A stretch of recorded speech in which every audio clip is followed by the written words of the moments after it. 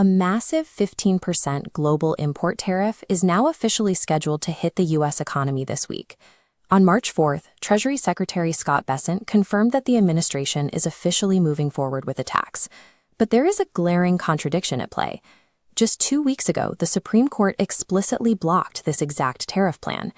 This represents a direct conflict over whether the executive or judicial branch has the final word on national economic policy. On February 20th, a legal coalition of 12 states and several major corporations successfully sued the administration to stop the tariffs from taking effect. The strategy worked. In a 6-3 ruling, the Supreme Court blocked the policy. The justices ruled that the administration overstepped its authority by using the International Emergency Economic Powers Act, or IEEPA. IEEPA is a law that allows the president to regulate economic transactions during national emergencies, but the court found it does not grant the power to levy unilateral, sweeping tariffs. The court determined that the administration's interpretation of IEPA went beyond its statutory limits. For a moment, it appeared the trade war was over before it began. But the administration didn't stop. On the exact same day as the Supreme Court ruling, the White House changed its legal justification. The team pivoted to a new legal weapon, Section 122 of the 1974 Trade Act. Unlike IEPA, Section 122 explicitly allows the president to impose import taxes for balance of payments deficits. But there's a constraint. These tariffs can only last 150 days. Under this 1974 law, the president initially announced the temporary tariff at a 10% rate.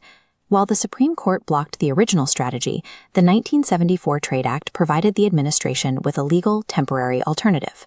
Just 24 hours later, on February 21st, the policy changed again. On Truth Social, President Trump unilaterally raised the tariff rate from 10% to 15%.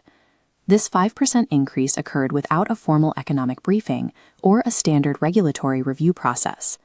The final details of a massive shift in global trade were set through a social media post, bypassing traditional government guardrails.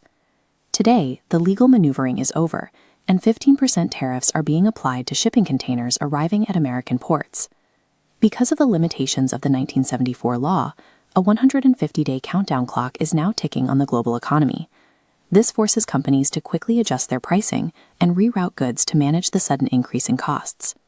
Global businesses must now navigate a 5-month window of expensive imports, with no clarity on what happens when that 150-day period expires. The timeline of the last 2 weeks provides a look at how the executive branch maintains its policy goals after a judicial setback. The Supreme Court successfully fulfilled its role by striking down the administration's initial use of IEPA. However, the executive branch can draw from a variety of existing trade statutes that provide alternative legal justifications for the same policy.